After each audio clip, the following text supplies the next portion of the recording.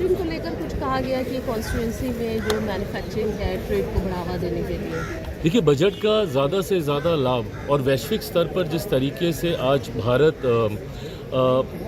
एक manufacturing hub के तौर पर भारत ना सिर्फ एक मार्केट, मतलब ऑफ कोर्स हमारी पॉपुलेशन हमारी ताकत है, 1.4 बिलियन पीपल हमारी ताकत है, but at the same time Bharat में वो क्षमता है कि ग्लोबल वैश्विक स्तर पर एक मैन्युफैक्चरिंग हब के तौर पर अपने आप को प्रस्तुत कर सकता है। यहाँ से हम लोग एक्सपोर्ट, किसी भी ग्रोइंग इकोनॉमी में एक बहुत बड़ा कंट्रीब्यूशन एक्सपोर्ट्स का रहता है।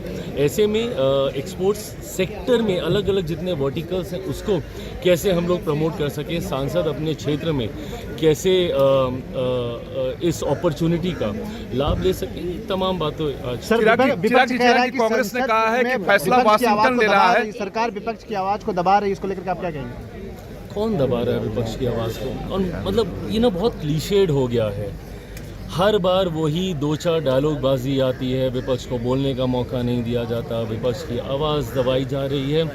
कल बार बार स्पीकर साहब के द्वारा ये आग्रह किया गया कि जो विषय रूल्स के मुताबिक नहीं है या जिस पे चेयर ने रूलिंग दे दी है, और यही परंपरा रही है ना, इसी परंपरा के आधार पर सदन चलता आया है, उनको नहीं जिक्र कीजिए। क्या नेता प्रतिपक्ष के पास उसके अलावा कल बोलने के लिए और कुछ नहीं था? कल उनके पास सिर्फ यही एकमात्र विषय रह गया था जिस पे लेके उनको अपनी बातों को रखना था। भाई, हम लोग भी सत्ता पक्ष होने के नाते हम लोग भी सुनना चाहते हैं, चलिए समझ में आ गया ये, बट उसके ऊपर रूलिंग आ गई और बात तो रखिए ना। आपके दल के लोग आपकी बात सुन पाए, ना विपक्ष का जो समर्थन थोड़े बहुत लोग करते हैं, ना वो आपका पक्ष सुन पाए। सिर्फ एक बात को लेकर या तो आप सारी बातें रखते और उसके बाद ये रखते और बोलते कि हो जाए अब इसके ऊपर हंगामा, पर नहीं, आपने अपनी बातों को भी नहीं रखा। ये दर्शाता है कि विपक्ष के पास हंगामा करने के अलावा और कुछ है ही नहीं। उनके पास सरकार को घेरने की कोई नीति नहीं है, सरकार को क्वेश्चन चलने दीजिए, क्वेश्चन आवर। भाई, यही तो समय है ना जवाबदेही सरकार की तय करने का। आप ही के सांसद सवाल पूछना चाहते हैं, सरकार जवाब देने को तैयार है, आप क्वेश्चन आवर नहीं चलने देते। नेता प्रतिपक्ष अपनी बातों को सिर्फ हंगामे में ख़त्म कर देना चाहते हैं। तो जब आप चाहते ही नहीं कि सदन चले, तो ये लोग किसी भी विषय की क्रेडिबिलिटी से ज़्यादा उसके आसपास भ्रम फैलाने में विश्वास रखते हैं।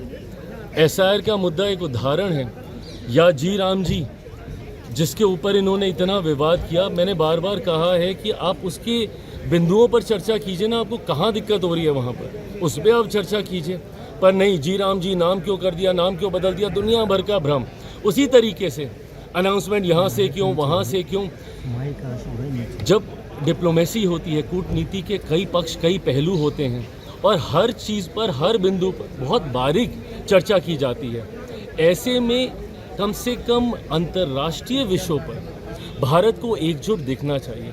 इस पे भी जब विपक्ष के नेता राजनीति करने लगते हैं तो ये कहीं ना कहीं अंतर्राष्ट्रीय स्तर पर भारत की छवि को धूमिल करने का काम करता है। एक तरफ जहां हमारे प्रधानमंत्री दिन रात प्रयास कर रहे हैं कि ग्लोबली कैसे हम लोग